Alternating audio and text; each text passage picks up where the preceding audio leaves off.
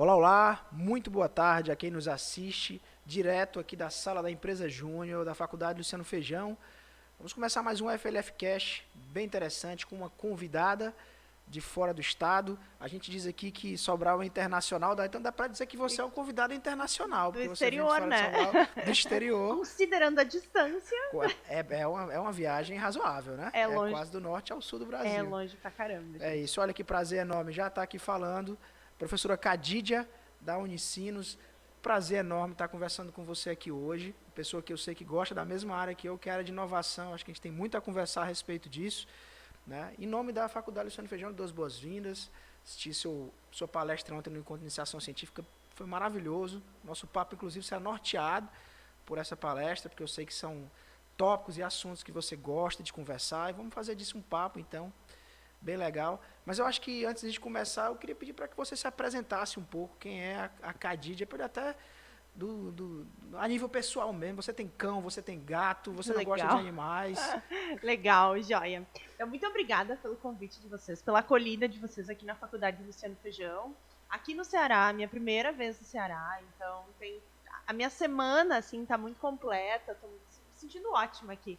Eu disse pra Simone, que me levou pra almoçar hoje, que eu poderia ficar aqui. Sobral Olha, tá do dizem que quem tamanho bebe a ideal. água aqui não volta sempre, depois pode até não sair Ai, que mais. perigoso. Vocês vão ter que me aguentar, então. Mas, então, quem é Khadija, né? Eu trabalho na Unicinos, Universidade do Vale do Rio dos Sinos, lá em Porto Alegre, no Rio Grande do Sul. Moro em Bento Gonçalves, moro na Serra Gaúcha, na cidade do Vinho. Não tenho gato, não tenho cachorro, porque eu fico me deslocando pra frente e pra trás. Pobre do bichinho, né? Seria uma maldade.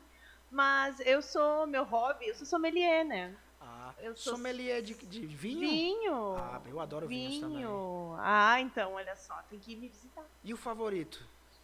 Ah, eu gosto muito de Merlot. Eu gosto Merlot? da uva Merlot e é uma uva assim que nasce bem, cresce bem, no vinho bom lá na serra. Então, Ah, se você está ali na Serra Gaúcha, que tem vinícolas maravilhosas, né? Eu visitei, é um lugar maravilhoso, tenho que voltar lá. Fui a trabalho há muito tempo atrás, né? Que bacana. tá Então, só na para hora. terminar, dá uma dica de vinho pra gente. Ai, não posso falar marca, né? Porque daí porque é Ah, patrocínio, tá né? certo, não, patrocínio mesmo. Mas assim, eu sugiro provar qualquer Merlot que tenha o símbolozinho da denominação de origem. Vale dos Vinhedos é top. Ah, olha só. Porque só tem uma denominação de origem para vinhos no Brasil, e é É lá. de Bento Gonçalves. Então, DO, Vale dos Vinhedos, Nós já, tá valendo. nós já começamos a falar de inovação, porque falar de indicação geográfica Muito. já tem tudo, tá tudo Tudo a relacionado, ver, né? tudo a ver. Mas eu vou puxar aqui para o assunto da palestra de ontem. Sua palestra ontem foi muito legal. Você falou aí Obrigada. sobre cocriação. Eu vou até contar a primeira vez que eu vi essa palavra, né? Foi interessante. Eu era técnico do Sebrae aqui no Ceará e há mais ou menos 10 anos a instituição ela me convidou para uma capacitação e eu fui sem saber o que é que eu ia ter nessa capacitação. Na época, inclusive, foi um consultor da área de inovação, que é o Marcelo Pimenta, não sei se você o conhece, e ele foi lá mostrar pela primeira vez para mim o Canvas, né, que é o quadro de modelo de negócio. Né, e eu fiquei encantado. E ele trouxe um livro para a gente que eu achei super interessante, que era o Business Model Generation, que é a inovação e modelo de negócio aqui no Brasil. E a Osterwalder. capa tinha um negócio sensacional, porque dizia assim, tinha dois autores, Uhum. que era o Alex Osterwalder e o Spigner, mas tinha lá co-criado com um monte de gente, co-criado. Que é Que isso? interessante, né? Fala um pouquinho pra gente o que é a tal da cocriação no final das contas. Que é a tal da cocriação, né? Eu gosto de separar, assim, né? Cocriação parece uma palavra única, mas não é. Né? Criar de forma colaborativa. Colaborativo, junto, laborar. Trabalhar junto. Então, é algum trabalho conjunto que gera algo novo, que é uma que cria, que nos permite dar vida para alguma ideia, para algum produto, algum processo, enfim. Eu gosto dessa definição bem básica, bem simples, que nos remete ao radical das palavras, mas que demonstra o que é. Então, a gente pode sentar aqui e co-criar alguma ideia, alguém tem que trazer alguma coisa, que traga uma complementariedade, e essa complementariedade gera N coisas. Eu gosto.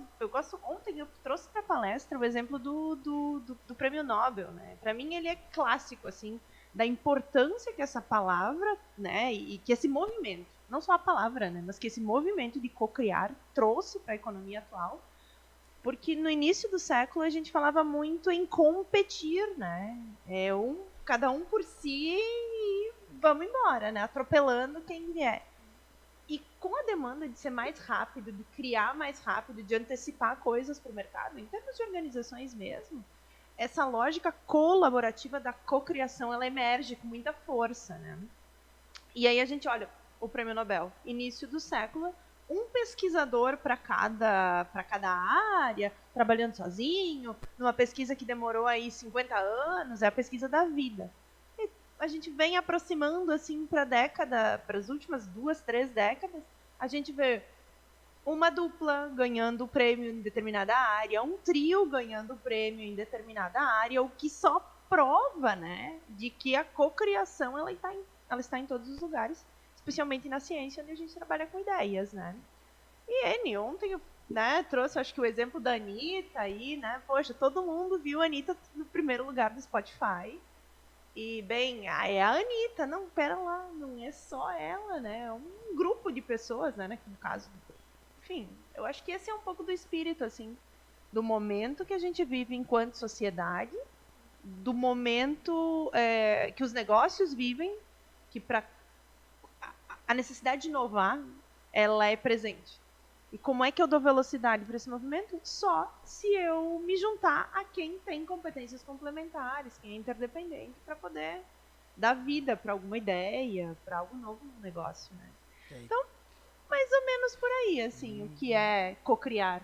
Um bom conceito. Teve uma coisa que você falou ontem que me deixou pensando, assim, bem interessante, né, do ser humano como dos únicos animais aí na natureza que acaba assumindo essa coisa da cocriação. Eu fiquei imaginando, inclusive, que isso pode ter sido assim uma coisa que aconteceu na nossa evolução como ser humano, né? A gente lá como talvez seres assim isolados em algum momento, seres mais parecidos com os animais irracionais que a gente tem hoje, num determinado momento a gente se junta, a gente começa a fazer uma troca, né? E essa troca ela tem um poder. Tem até que o pessoal gosta de falar a citação que duas cabeças pensam melhor do que uma. Eu acho que isso é bem interessante, já é falando desse poder da cocriação. E você falou uma coisa importante da inovação, né? Porque a gente vive hoje essa tendência, uma economia da colaboração mesmo, né? Tem palavrinhas chaves que a gente escuta por aí que são muito legais, tipo crowdfunding, né? Que é você fazer o financiamento coletivo, crowdsourcing, né? Que é a empresa que joga lá para a sua clientela, a possibilidade dela estar contribuindo com ideias, né?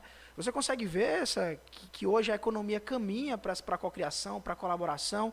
Isso tende a ficar mais forte, os negócios eles vão trazer mais o cliente para colaborar, vão colaborar com outros negócios também. Você consegue enxergar isso também? Muito. É a ideia do nós somos melhores do que eu.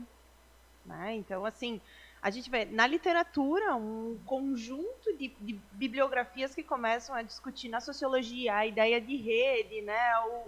A ideia do coletivo, na economia, na física, enfim, em várias áreas. Literatura, então, quer dizer, quem antecipa o movimento, a ciência começa antecipando o movimento. E nos negócios, a gente vê aí uma preocupação, né, a palavra startup, né, a palavra que todo mundo usa, né? Eu sei que tu é muito afeito, assim. Gosto bastante. Não só a palavra, mas o que ela representa, de novo.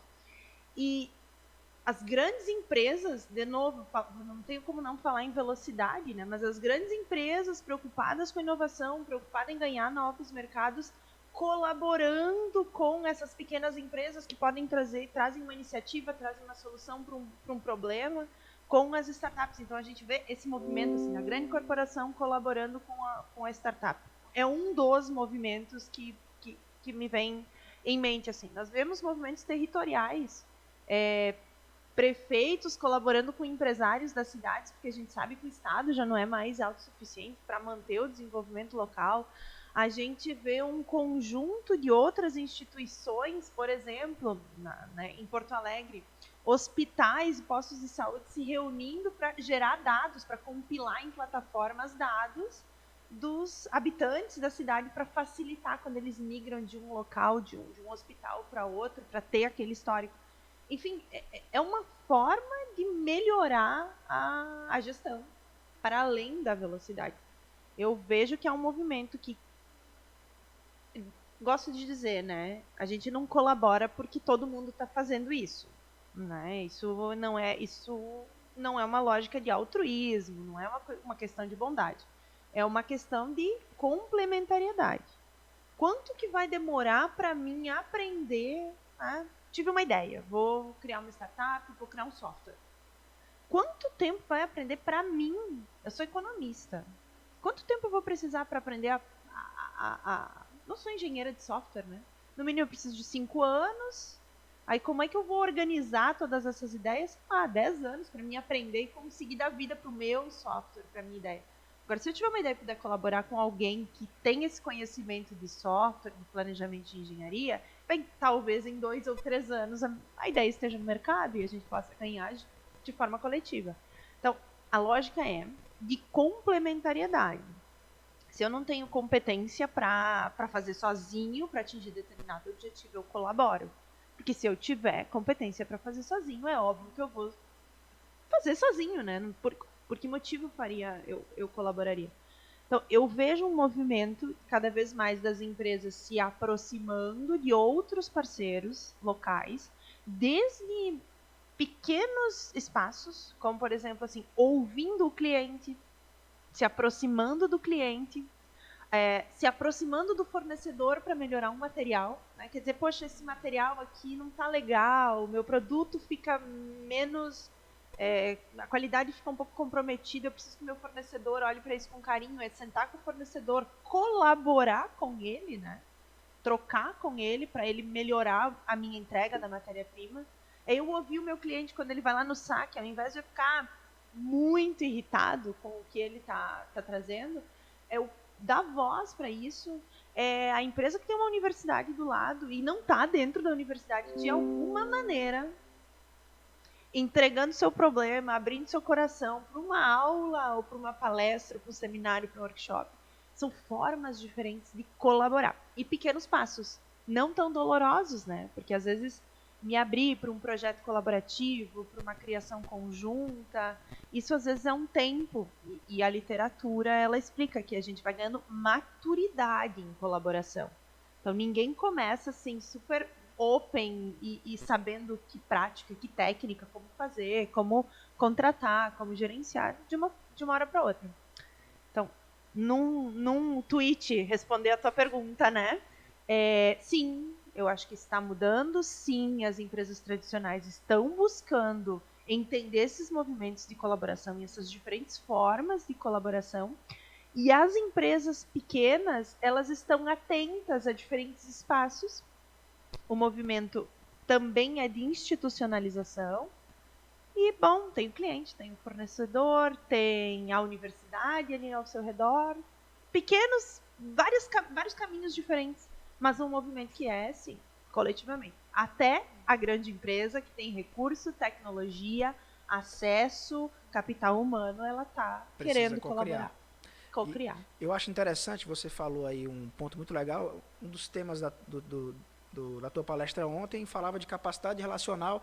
Você traz aí uma coisa muito legal, que você traz isso para o indivíduo, né? Você falou um pouquinho, a gente está falando de empresas grandes, e uma coisa que me chamou a atenção ontem, você falou na sua palestra, foi aquela coisa de que às vezes a gente faz isso sem querer, ou às vezes a gente nem entende que isso é necessário, da construção de rede para poder alcançar um objetivo, né? Você deu até um exemplo, a pessoa quer ser prefeito, olha, eu quero ser prefeito da cidade. Né? Uma das coisas que talvez uma pessoa que quisesse ser prefeito teria que fazer primeiro, antes de se filiar a um partido, era talvez mapear quais são as redes que eu tenho que construir, né? Quais são as redes que eu vou ter quem são as pessoas que eu tenho que alcançar, que eu tenho que conversar, quais os locais que eu tenho que estar. Que recursos eu tenho que ter, né? No sentido conhecimento, né? O que eu tenho que aprender. Exatamente. Eu achei super interessante isso, né?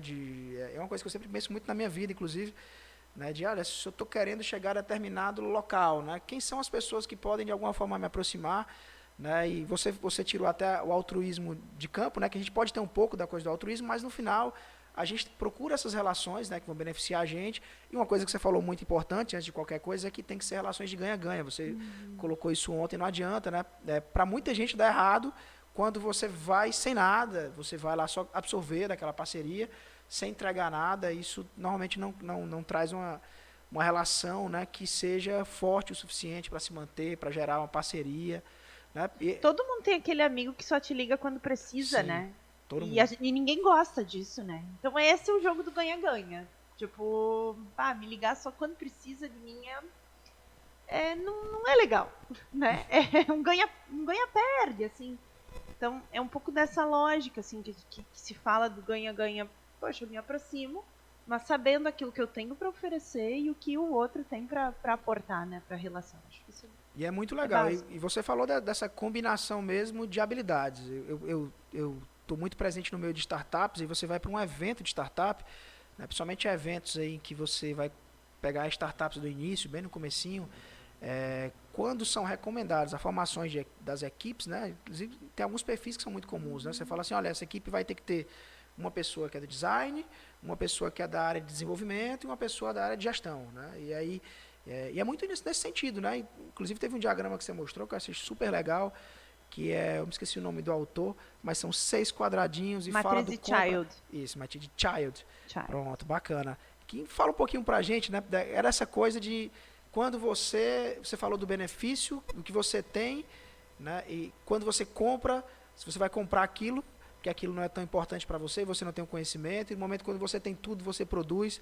Pode falar um pouquinho dessa matriz? É Claro. sensacional ela. É a matriz de Child, para quem for procurar aí no Google, né? É matriz CPC, matriz de compra, produz ou coopera, né? E Child, CHILD, é o sobrenome aí do autor, que é o nosso guia, assim, para a matriz. E a matriz, ela é super... ela fala para ela mesma, né? Porque é um cruzamento, né? Deixa eu ver aqui. É um cruzamento entre quão estratégico é aquele... Eu vou usar saber, né? Se fosse para um indivíduo ou para a empresa, quão estratégico é aquele recurso, né? Aquilo que eu preciso, e quão competente naquilo eu sou. Qual o nível de saber que eu já tenho sobre aquilo. Poxa, se eu tiver aquela ideia da minha startup e eu preciso de um programador, bem, quão competente eu sou nisso? Eu sou economista, sou zero competência, é muito baixa, bem aqui no cantinho, né? Aqui assim. Bem, e quão estratégico é para mim da vida isso? Alto.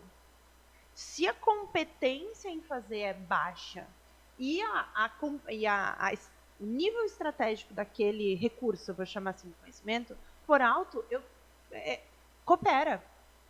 Procura, por isso que eu disse que é mais fácil de eu fazer isso. E tem atividades em que, poxa, o nível estratégico é muito baixo, quer dizer, não faz diferença, vou pensar aí o que é. Por que eu aprenderia a fazer sacos de lixo na minha empresa, para colocar na lixeira, assim, para ser bem expressivo, né? Bem, é baixíssimo em termos estratégicos a cor, a espessura ou alguma coisa assim do saco de lixo que eu coloco na minha empresa. E, contudo, qual é a minha competência em fazer aquilo? Baixíssima também, porque, bom, então o que eu faço? Eu compro, né? Saco de lixo. Eu compro, por isso que eu compro parafuso, por isso que eu compro, né, em indústria, por isso que eu compro papel, por isso que eu não faço todas as coisas. E tem algumas coisas em que são o nível estratégico extremamente alto, mas que eu sou muito bom fazendo. Que é da lógica do eu mesmo faço, né? Então, eu preciso ter essa noção. O Child, né, que é um pouco... Responde um pouco da pergunta que eu costumo dizer. Tá, mas por que vou colaborar? Porque tem, assim, co-criar, colaborar, ecossistema, rede, inovação, buzzword, né? Todo mundo usa em qualquer lugar para explicar qualquer coisa. Aí assim, então tá, então me conta aí, por que tu quer... Porque eu preciso de um parceiro, tá? Por que tu precisa de um parceiro? Me argumenta que tu... E aí, bem, matriz de Child poderia ser um argumento para confirmar, dada a importância estratégica da atividade ou do recurso versus o quão capaz de gerar aquele conhecimento ou aquele recurso. Né? Se fosse um indivíduo procurando ser prefeito, né? Eu vou fazer por mim mesmo, vou criar meu partido e vou angariar pessoas, ou vou começar colaborando com outras pessoas que já fizeram essa trajetória. Acho que é um pouquinho nesse sentido, assim. E aí você falou ontem uma coisa legal, que hoje praticamente tudo é cocriado. Se você pegar qualquer tecnologia hoje, qualquer coisa que a gente encontre aqui nessa sala, né, ela é uma soma de vários saberes diferentes, né, e na tecnologia isso é uma coisa que é muito mais fácil de perceber. Se você pegar um celular, a gente vai ter uma série de tecnologias diferentes, criadas por pessoas diferentes. Se você for para a empresa onde tem a criação daquilo talvez separados, em departamentos diferentes, para depois aquilo tudo ser junto. Né? Existe essa perspectiva, na verdade, de que praticamente tudo é criado em conjunto. Eu, inclusive, eu dou uma disciplina aqui na faculdade que é de sistemas de informação gerencial e eu tiro um momento para falar sobre algumas tendências e a gente gosta de falar, tem uma aula que eu gosto muito de fazer que é sobre o movimento open source, né, do código aberto. Aquela galera que cria algo, né, e resolve colocar no mundo aí para que você possa aproveitar. Você quer fazer um drone em casa? Você vai na internet, baixa as instruções. Divirta-se. Divirta-se, exatamente. Tem aquela lógica do it yourself, faça você mesmo, né? Que é uma coisa que é uma tendência também hoje. Né? Se você quer cozinhar hambúrguer artesanal, você vai na internet, você aprende a fazer o forno, aprende a fazer a carne, aprende a montar, aprende a fazer o molho, você vai lá. Essa informação, a internet, você vê que ela propicia essa coisa da colaboração, da cocriação. Hoje está mais fácil cocriar com essa figura da gente poder encontrar pessoas para cocriar com a gente na internet. Você consegue ver que houve uma mudança. Dá para dizer que tem uma mudança brusca na cocriação quando a internet chega no jogo? Eu acho que sim, é mais fácil de encontrar as pessoas. Lá no Rio Grande do Sul, a gente está fazendo, inclusive, um mapeamento, né, de instituições de apoio a startups, assim, para enxergar todo mundo no mesmo mapa, no mesmo local, para facilitar um pouquinho. Então, desde esse tipo de iniciativa muito básica, desde o sentido de preciso de um fazedor, de um criador de alguma coisa, whatever, não sei, bota ali no Google e essa pessoa vai aparecer. Até alguns espaços na internet que aparecem para isso, né? Como a rede Innocentive. Se a gente for para lá, é uma rede onde ela tem um protocolo onde eu posso colocar lá a minha dor. Eu vou chamar de dor, porque pode ser uma necessidade de uma empresa altamente tecnológica, quanto pode ser algo muito mais simples. Então, eles têm um protocolo de cadastro, né? E é uma rede onde que conecta necessidades a pessoas que têm alternativas para solucionar elas. Então, tem espaços na internet para isso hoje. Tem plataformas de cocriação, especificamente para trazer. Um exemplo da Innocentive, assim, para mim ele é emblemático do que eles fazem, é que uma empresa italiana, uma empresa americana, queria imprimir na batata, tipo batata Ruffles. Eu não me lembro da marca exatamente agora, mas depois a gente pode deixar aí com o pessoal, talvez alguma referência no podcast. Mas eles queriam imprimir um desenho, assim, né, na batatinha. A batata é muito fina, quebrava na máquina, no equipamento que eles tinham aquilo, quebrava, não tinha como. Tentaram trocar o tipo de tinta, não funcionava. E aí eles foram lá para a plataforma e aí disseram, olha, tipo, eu tenho tal máquina, uso tal tinta, minha batata é feita de tal forma, eu levo tanto tempo, a pigmentação seria de tal, né? Tem todo o processo técnico ali das normas. E do outro lado, e aí eles, como é que eu vou fazer? É uma edição especial, não posso investir e tal. E aí tinha, na Bolonha, na Itália, um padeiro que imprimia num bolinho. Super simples, de uma forma artesanal. E ele, tipo, ele fazia parte, né? Ele acessou e disse, eu sei o que fazer. Então, eles cocriaram, né? Aí tem, claro, depois tem toda uma contratação, porque, de novo, isso não é sobre altruísmo, então, não sei se isso foi uma aliança, se isso foi algum licenciamento de tecnologia, enfim. Mas, quer dizer, desde a simples busca da pessoa ao fato de eu encontrar mapeamentos já como esse que a gente está fazendo e que tem sido cada vez mais comum nas cidades, né? Poxa, vamos instalar, estou indo para Porto Alegre, eu quero visitar algumas instituições para aprender mais sobre startups e co-criar algumas ideias aqui para Sobral. Poxa, se tiver um site onde isso tudo está, até as plataformas específicas de cocriação. E a Innocentive é uma delas, assim, que é super famosa, né? Aí hoje a Innocentive deve ter sido uma das primeiras, mas hoje sim. Diversas, né? Diversas. E eu vou aproveitar que você falou, assim, você falou bastante sobre isso ontem, eu sei que através da Unicinos vocês têm um trabalho nesse sentido, que é falar dos ecossistemas de inovação. Né? Quando eu estava no Sebrae também, era um discurso que existia muito, né? E a gente, aqui no Ceará, a gente ficava tentando pensar formas da gente incentivar o ecossistema de inovação daqui, isso era sempre uma discussão que que vinha bastante. A gente tem pelo Brasil alguns espaços muito legais, como Porto Digital, em Recife, né? Santa Catarina também tem uma pujança ali legal ali, de Na área de empresas, de TI, né? iniciativas, na área de TI, muito interessante. E a gente ficava nessa discussão de como fazer. Eu queria primeiro que você pudesse falar um pouquinho qual é a importância de um ecossistema, né? Ou até talvez até o que é exatamente um ecossistema de inovação, para quem não conhece ainda, né? Para a gente poder discutir um pouquinho sobre a importância, né, para a cidade, para a economia local desse movimento. Desse movimento. Então, a palavra, eu acho que, vamos de novo, da origem, né? A origem, ela ajuda a gente a explicar tudo. A gente importa da biologia essa palavra, né? Uma palavra das ciências biológicas. E o que é um ecossistema? São seres bióticos, seres abióticos, que são interdependentes. Seres que têm vida, seres que não têm vida, que têm uma certa interdependência. Então, é o peixinho que vive no laguinho, que depende da arvorezinha, que precisa do vento, que poliniza com a abelhinha, que toma sol. Essa é a lógica do ecossistema. É interdependente da atividade do outro e eles precisam uns dos outros para produzir energia, em última análise na biologia. Quando a gente transpõe o conceito para a área de business, a gente também tem bióticos, abióticos e interdependências. Né? Então, quem são os bióticos, os que têm vida? O governo, nas suas mais diferentes esferas, as indústrias, as universidades e as associações. A sociedade civil organizada são os seres bióticos. E quem são os seres abióticos? É o dinheiro, é a tecnologia, é o conhecimento, são os espaços compartilhados, enfim, uma série de coisas. E o que é a interdependência? São as diversas... eu costumo, assim, estou imaginando, né? Por isso que eu estou aqui desenhando, que é as setas que ligam, é o governo que financia a grande empresa num projeto de inovação, que se aproxima da startup para cocriar, ao produzir um produto que gera bem-estar para a comunidade e assim fazendo essa lógica, essa circularidade.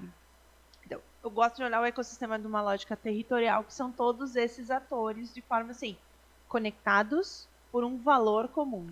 Tem ecossistemas menores, né? Hoje a lei da inovação, ela define o que é um ecossistema, inclusive no Brasil, considerando parques, incubadoras e outros atores como pequenos ecossistemas.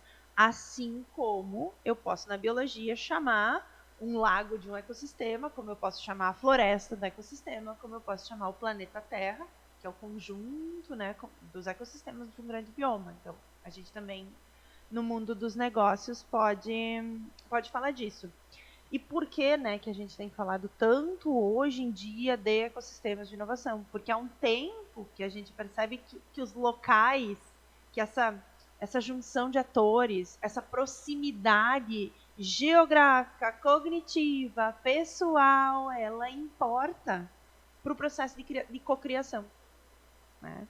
E que a competição, num futuro muito próximo, talvez ela não se dê mais de organização para organização, mas ela se dê entre territórios também. E aí vem o Vale do Silício e a Índia, e aí vem, né, o Vale do Silício e a região de Grenoble, na França, e aí a gente tem essas questões assim, poxa, aquela região, a gente se refere a Florianópolis como um polo, a gente se refere a Recife como um polo. Então, nessa lógica, por que desenvolvê-los? Porque nós precisamos de movimentos de inovação, de movimentos de cocriação. Então, é ali que tem energia nessa lógica. O que é um ecossistema? São esses atores que se reforçam, que se complementam e que têm uma certa interdependência entre eles. E aí tem um dado importante que eu vou trazer para esse contexto, que é os principais ecossistemas do mundo são os locais, as cidades mais inovadoras do mundo, eu vou dizer assim, chamando dentro do conceito de ecossistema urbano, que é a cidade. São locais que têm o maior número de bares e restaurantes. Olha aí, olha essa conversa se conectando com o início da conversa do sommelier e dos vinhos. Viu só? Não sou boba, né? Sou boba, eu fui por um caminho assim pra chegar onde. Como é que eu vou ficar conectada com a gente? Eu acho que eu vou beber, né? Mais ou menos isso, tô brincando, mas. É um pouco nessa lógica, assim, por que bares importam? Por que esses espaços de convivência importam? Porque as pessoas estão juntas. porque elas conhecem umas às outras, porque elas sentam na mesa do bar e elas, fulano, o que tu tá fazendo, né? Ai, vi que tu tava em São Paulo, na rede social, foi fazer o que lá? Ai, foi num evento assim, assado, fui conhecer tal coisa, tô trazendo tal tecnologia, comprei tal máquina. E, e isso vai fluindo a ponto de que as pessoas sabem o que uma tá fazendo. E isso pode gerar uma interdependência no futuro, né?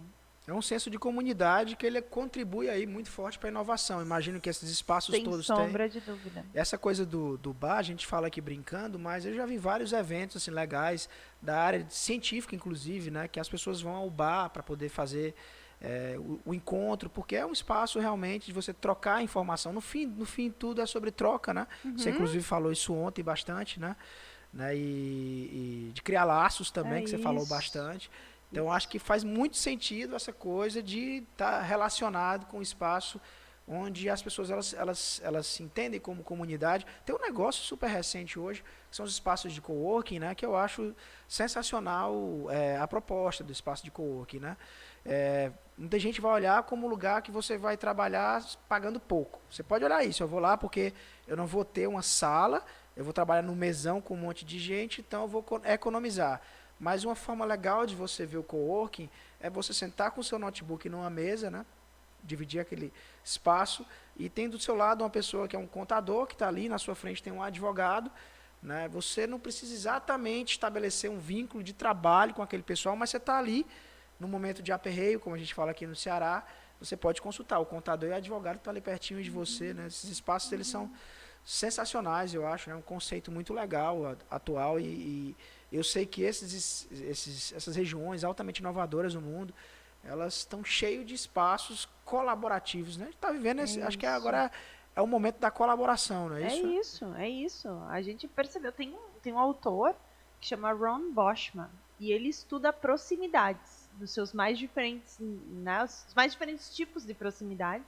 E uma delas é a geográfica. E esses espaços de coworking, os parques tecnológicos, as incubadoras, esses espaços que conectam pessoas, eles estão muito ancorados nesse conceito, né, de proximidade geográfica, de facilitar eu virar minha cadeira e pedir me dá uma ajuda. E aí, ao me dar uma. Me dá uma ajuda para entender incentivo fiscal. Ao virar e fazer isso, você automaticamente vai ter que explicar, dar o contexto da pergunta. E aí, sei lá, uma parceria, uma cocriação, uma troca, uma melhoria, enfim. E ontem eu falava de troca, sim, e eu citei Adam Smith, né? Porque ele já tinha lá nas ciências econômicas, né, falado sobre só o ser humano é capaz de trocar, que prevê uma lógica de negociação também, que prevê uma lógica de ganha-ganha. Ao trocar, a gente avalia o que eu estou perdendo, o que eu estou ganhando, né? E ele tem a frase, ele diz, nunca vi um cão trocando de osso com outro cão, né? Isso só nós podemos.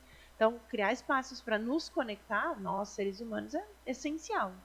Bacana. Essencial. Você falou ontem que eu adorei esse conceito, eu queria que tu falasse um pouquinho mais sobre ele, que é a questão dos laços. Você falou dos laços fortes, dos laços fracos. Fala aqui um pouquinho pra gente o que é cada um desses laços, o que é um laço forte, o que é um laço fraco dentro aí dos teus estudos na área de cocriação. Vamos lá, vou simplificar um pouquinho. É uma teoria que vem da sociologia. O grande cara, assim, muito reconhecido, um dos, né, Granovetter, e vem da teoria de capital social. Né? Robert Putnam também falava sobre isso quando ele estudava por que o norte da Itália é mais desenvolvido do que o sul, pensando em região, né? Pensando nessa lógica de ecossistema.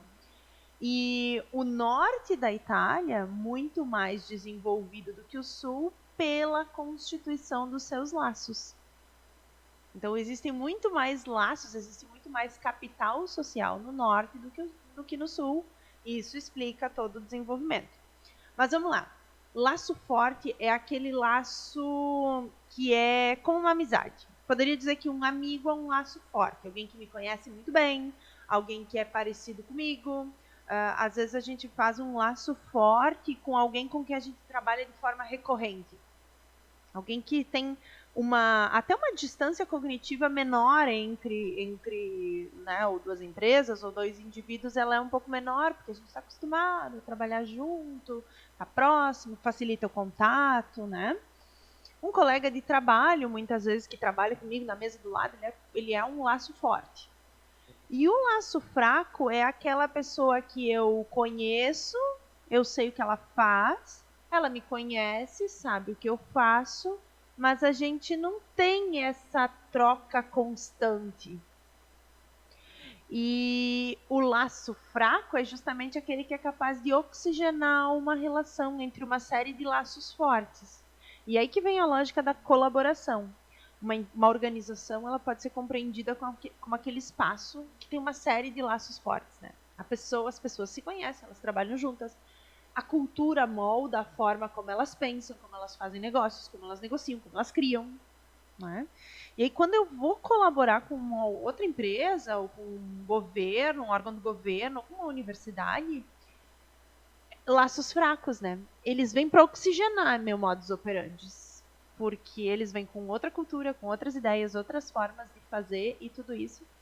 E se atribui à capacidade inovadora os laços fracos. Porque é dos diferentes, né? Daqueles que a gente não tem tanto contato, que chegam às oportunidades. E o Granovetter, em 73, ele explicou isso da lógica do se você precisar procurar um emprego, ele faz um teste ali se são os laços fracos ou se são os laços fortes, né, que são mais importantes nesse processo.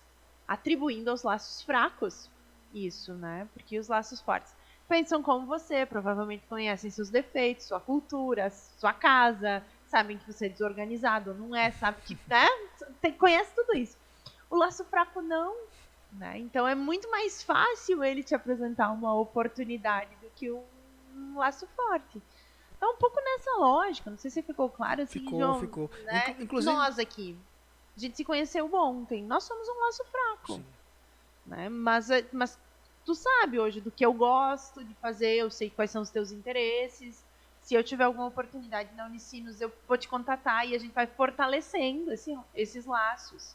E aí, por óbvio, o fortalecimento do laço, ao mesmo tempo que tem a ver com confiança, ele vai fazendo com que a gente trabalhe melhor junto, e trabalhe mais, e colabore com mais rapidamente, mas ele tem um limitador para o processo de criação. É por isso que avaliar se sempre tem laço fraco na minha rede é importante. Minha rede pessoal. Com a minha capacidade de colocar um laço fraco na minha rede. Ou eu estou trabalhando sempre com as mesmas pessoas, fazendo as mesmas coisas, no mesmo movimento, porque eu gosto de trabalhar com aquelas pessoas. Óbvio, né? A gente sempre gosta de trabalhar com algumas pessoas mais, e às vezes o processo colaborativo falha, a gente não está falando de sucesso absoluto sempre também, não é essa a prerrogativa, né? Mas quantos laços fracos eu adicionei à minha rede nessa semana? Eu muitos. Né? Pra gente Sim. pensar assim, né? Esse mês, quantas novas pessoas? Como é que eu faço a manutenção dos meus laços fracos também, né? Porque tem algumas pessoas, bem, hoje a gente tem o LinkedIn, que permite dele. O que eu tô fazendo? Olha, tô em Sobral fazendo tal coisa. Olha, dei uma palestra. Olha, tô aqui, conversei com a Regiane, com o João, com os meninos lá da faculdade do Luciano Feijão. Aí alguém vem e faz um comentário, dá um like. É uma forma nova também de fortalecer os laços fracos. No passado, talvez a gente enviasse um e-mail. Oi, tudo bem? Como tá? Lembra de mim? Tô aqui trabalhando. E você? Lembrei de você. Vi isso, vi aquilo. Tem que gerenciar. Tudo que é estratégico tem que ser gerenciado, né? Aí eu me lembrei de duas coisas interessantes. A história do laço fraco, para mim, me lembra, por exemplo, voltando aqui até o exemplo do prefeito, de você ter uma pessoa ali que é importante naquela caminhada. Ser prefeito, João? Não. Esse caminho eu não vou entrar, não. Tô brincando. Mas até de você chegar num Facebook da vida e você pedir amizade para alguém, né? Às vezes é uma pessoa que você não conhece pessoalmente, né? E se aquela pessoa sentir que ali, que eu posso ser um laço fraco interessante para aquela pessoa, ela aceita, a gente vai manter uma relação que é distante, que é via rede social, mas em algum momento, depois de tanto ver a atualização daquela pessoa falando sobre inovação, eu disse, opa, essa pessoa aqui pode ser uma pessoa legal para conversar sobre esse projeto. Eu lembro até de um exemplo assim, super legal, que há uns anos eu fui para uma apresentação de uma startup e eles contaram uma história muito bacana, que eles tinham uma empresa que a ideia de negócio deles, depois vieram várias cópias, mas era aquela ideia de você ir para um restaurante, tinha um aplicativo e você podia pedir a música que tocava no restaurante. Tá? Era até Vitrola Zone o nome do aplicativo deles. Né? Era uma empresa aqui do Ceará que criou isso, depois vieram outras pessoas que fizeram isso, né? Você conectava lá no aplicativo e pedia a música e ia tocar a música que você queria que estava no restaurante. E eles disseram que eles estavam crescendo muito durante um determinado momento, mas eles esbarraram num problema. Como eles tratavam de música, eles tratavam de direito autoral também. E aí eles começaram a esbarrar como é que a gente faz para legalizar esse negócio. Né? E aí um deles pensou, eram 2 sócios, rapaz, seria muito legal se a gente conversasse com alguma empresa que trabalha a música de forma legalizada, como um Deezer ou um Spotify da vida. Né? Só que eles eram pequenininhos demais, e aí o que aconteceu? Eles dois, quando trabalhavam juntos, eles trabalhavam numa empresa, pediram demissão, e o chefe deles viu que o negócio era muito legal e se tornou meio que investiu no negócio. Foi investidor anjo deles. E era um empresário grande da área de alimentação, e no dia que eles levaram, eles estavam com esse problema, emperrando, e quando esse cara entrou no negócio, eles comentaram com ele sobre isso, né? Falaram, porque a gente queria muito conversar com alguém do Deezer. Ele, peraí, eu acho que eu conheço uma pessoa que conhece alguém no Deezer. Né? E aí o investidor anjo conseguiu, através de um contato no LinkedIn, né, uma reunião com uma pessoa do Deezer. Né? E foi a solução para poder legalizar as músicas do aplicativo. Né? Então eu acho muito interessante essa coisa de você pensar, e uma coisa que você falou bem legal também, é a questão da interdisciplinaridade também, né? Como ela é importante para a criação e para a inovação.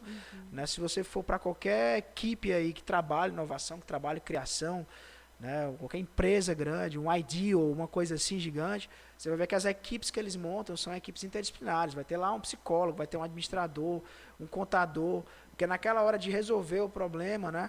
Eles juntos, eles vão...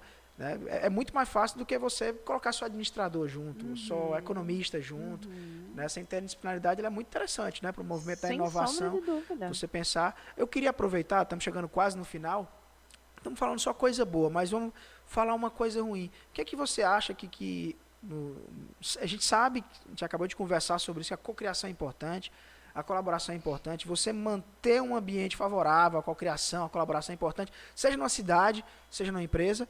Isso é muito legal. Eu não sei se já passou pelos teus estudos coisas que possam ser obstáculos. Quais são os obstáculos que você vê que impedem que as pessoas cocriem hoje? Você já leu sobre isso? Já passou pelos teus estudos isso? Algumas leituras.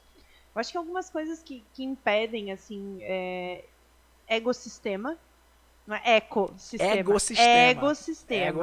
Ecossistema. Tem gente que precisa de todo mundo circulando ao seu redor. E ecossistema é uma barreira pro processo, porque fortalece um único indivíduo.